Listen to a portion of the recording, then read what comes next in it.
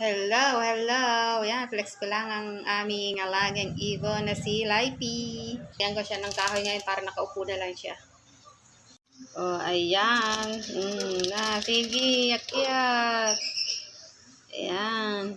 Yan yung isang paa niyan, hindi yan nakakakapit. Ngayon yung puwet niya. Nakatuntong lang sa may kahoy. Ayan, pilay po kasi yan. Ganda pa naman, sayang. Yan. Nasira na yung buntot niya kasi nga, ayun, yung ipot niya, nalaladlad. Yan, pang-akyat niya, yung tuka niya. Kaya yan. Nilagyan ko siya ng kahoy kasi yung dibdib niya. Nasasaktan yata pag nasasayad na dito sa may tela. Kaya ganito yung tsura naman niya. O yan, nagagalit pa nga ito na hawakan eh. O ayan o, gagalit. O are ko. Nagagalit na hawakan eh. Ayan o, ganyan ang dibdib niya. O ayan o. Kasi masakit yata yan pag nasasayad.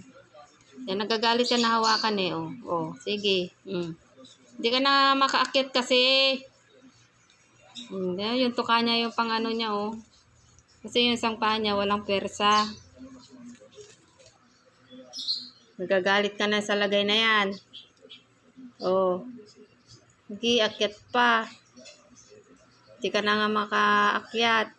Nakakaawa tong ibon na to. Yung tuka niya, pang niya. Yan, nakababa na. Ayan po ang kalagayan ng ating alagang ibon ni Lippy.